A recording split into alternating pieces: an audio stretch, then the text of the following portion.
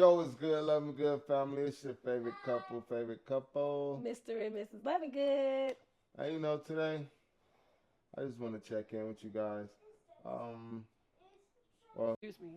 so family, so like, man, my first 2 years of my accident, I'm not gonna lie, I was in a deep depression to the point where I didn't really want to see nobody, hear from nobody, didn't want to take no pictures or no videos or nothing like that.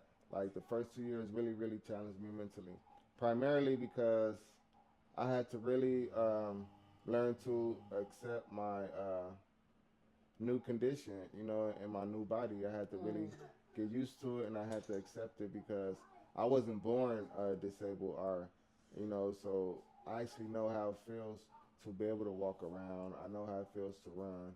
So all those activities, like, I'm used to doing and I remember doing, but I'm no longer able to do because of my paralysis.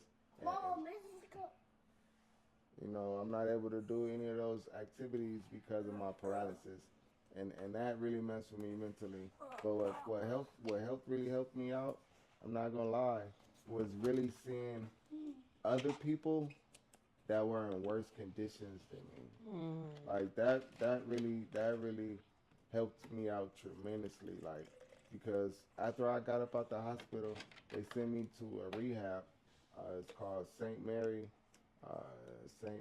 something like that.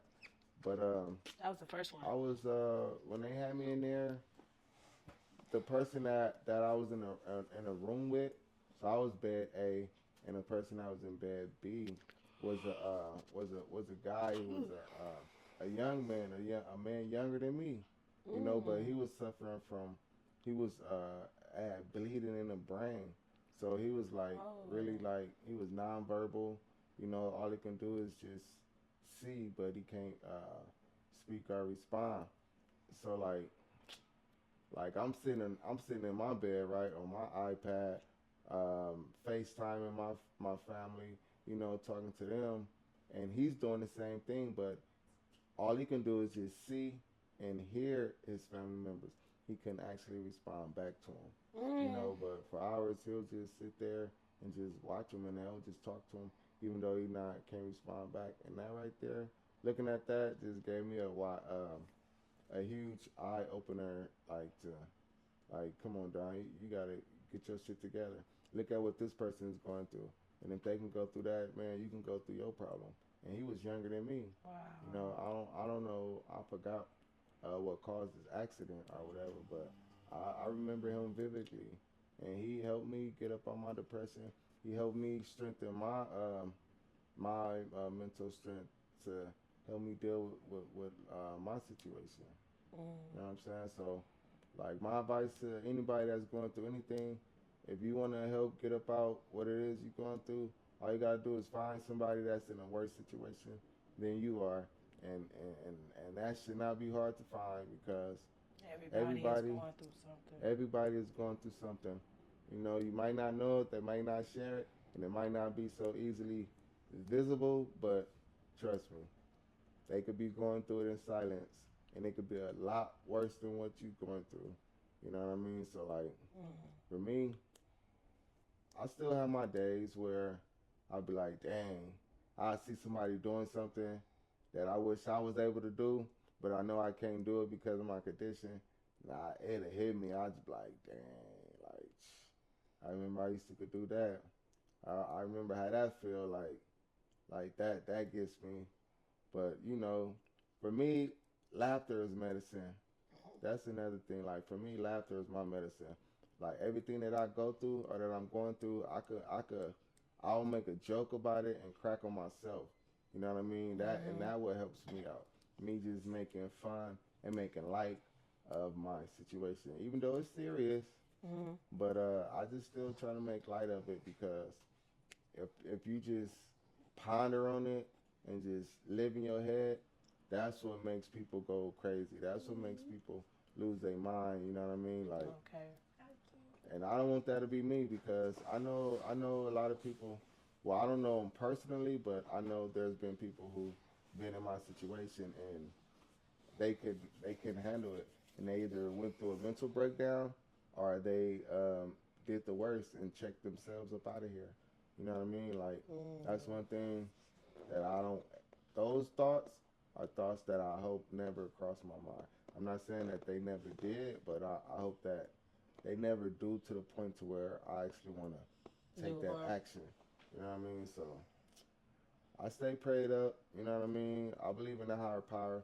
I believe he watching me. He's still looking out for me and taking care of me. Amen.